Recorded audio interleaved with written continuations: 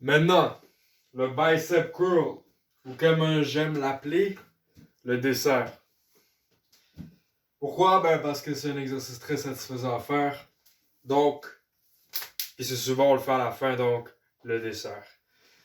Donc, je vais vous montrer deux façons de le faire, soit avec l'élastique, soit avec un poids. On va commencer par l'élastique. Ce que vous faites, c'est que vous prenez l'élastique que vous pensez qui va être le plus approprié. Commencez par celui avec le moins de résistance. Moi, c'est le rouge. Donc, ce que vous faites, c'est que vous l'ouvrez comme ça. Venez mettre vos pieds à l'intérieur comme ça, faire comme un carré. Je vais me tourner de côté pour que vous voyez la forme. Comment ça fonctionne, c'est que vous venez de prendre ici l'élastique environ.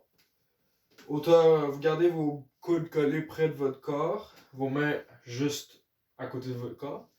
Ensuite, vos épaules, vous venez les braquer vers l'arrière comme ça, parce qu'on ne veut pas utiliser l'épaule quand vous faites un bicep curl. Donc, on vient braquer les épaules vers l'arrière. Il y a trois choses à savoir quand on fait un form de bicep curl.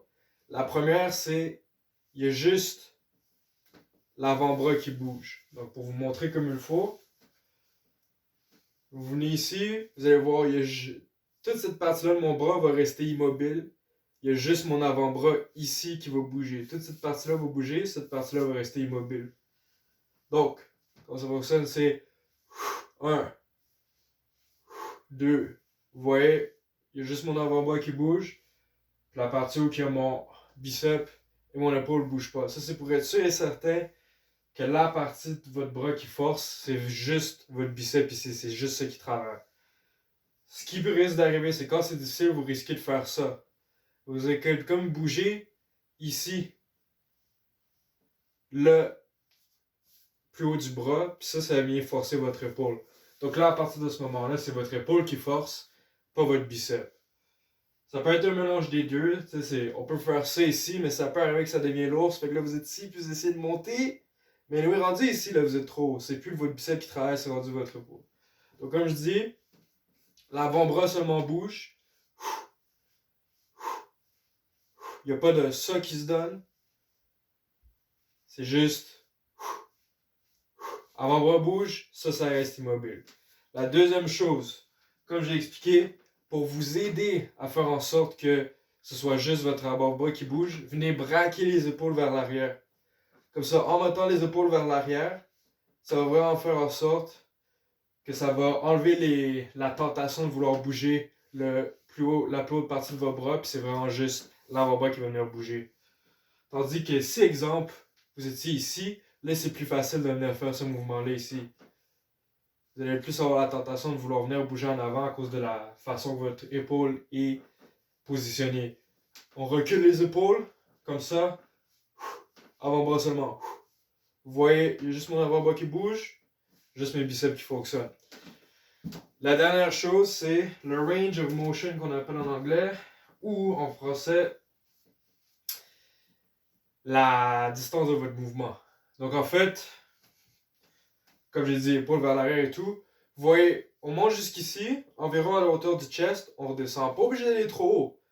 Rendu trop haut, ce qui risque d'arriver, c'est comme j'ai dit, vous allez vouloir bouger votre épaule. Donc, juste ici, hauteur du chest, on descend. C'est un peu plus que 90 degrés. Ça, c'est 90 degrés, c'est juste ici. Juste un peu plus. On redescend, presque au complet.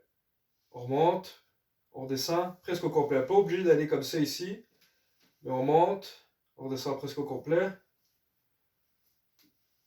Je me replace, on redescend, on monte, on descend presque au complet. Quand je dis presque au complet, ce que je veux dire, c'est redescendez pas jusqu'ici. Ça, c'est pas assez. On redescend au complet pour vous donner plus de distance pour que le muscle travaille. Plus vous parcourez de la distance dans le mouvement, plus le muscle vient travailler. Fait qu'on n'arrête pas ici, on descend, on monte. On descend, on monte. Je veux pas que vous arrêtez ici. Là, vous perdez toute cette partie-là du mouvement ici, que votre muscle peut être en train de travailler. Donc, on monte. C'est comme ça que vous le faites. Ça, c'est avec un élastique. Quand vous prenez un poids, tout s'applique de la même façon. Il y a juste une différence. C'est la position de départ. Donc, exemple, ici, j'ai un dumbbell. Comme j'ai dit, même chose. Braqué vers l'arrière. Cette partie-là ne bouge pas. Juste l'avant-bras ici bouge. La seule différence, c'est votre bras au début. Ce qui va arriver avec votre bras au début, c'est que vous allez venir le lever, le tourner, 1. On vient lever, tourner. 2. 3. Mon épaule est braquée vers l'arrière. Ça bouge pas. Juste mon avant-bras bouge. Une autre chose ici à savoir quand vous le faites avec un poids ici, c'est plus facile avec un élastique parce que vos mains sont tout le temps comme ça, sont tout le temps droites. Mais quand vous faites avec un poids, ce qui risque d'arriver, c'est que pour que ça soit plus facile, vous risquez de, quand on le fait comme ça, il risque peut-être d'avoir un petit angle comme ça, vous voyez, un petit peu penché de cette manière-là. La meilleure façon d'avoir la meilleure contraction dans le bicep, puis ça s'appelle presque juste comme avec un dumbbell, comme j'ai dit, parce qu'avec des élastiques, vous le faites déjà d'avance, c'est d'avoir vraiment la main droite. Vous voyez comment le poids est droit ici, là? Je vais le mettre devant ici, devant mon chandail. Vous voyez comment le poids est droit, c'est pas penché, c'est vraiment droit comme ça. On prend le poids, épaule braquée vers l'arrière comme d'habitude, ça bouge pas, ça bouge. On lève, ça c'est droit, c'est presque même penché de ce côté-là. Le truc, c'est vraiment vos petits doigts. Vous essayez de faire en sorte que vos petits doigts vont le plus possible vers le haut. Naturellement, essayez pas de aller comme ça, right? C'est juste garder le poids le plus parallèle possible, puis ça en se concentrant sur le petit doigt, essayez d'aller vers le haut. Donc, si vous avez un miroir devant vous, assurez-vous que le poids monte, puis c'est droit comme ça ici. Pas comme ça, vous voyez, vous allez manquer un peu de contraction dans le bicep. La meilleure façon de le faire travailler le plus possible, c'est que ça soit droit. Si on descend, contrôle, mouvement toujours contrôlé. Je veux pas voir pas de ça qui se donne. Comme j'ai dit tantôt, on s'aide pas avec l'épaule, mais il y a aussi pas de... On se donne pas d'élan quand on fait un bicep curl. Il n'y a pas de ça qui se donne. Si on reste droit, tout le temps contrôlé. Comme j'ai dit, la seule partie de votre bras qui bouge, c'est ça ici. Même chose pour votre corps. Votre corps non plus, il bouge pas. On reste droit. C'est comme ça qu'on fait un bicep curl.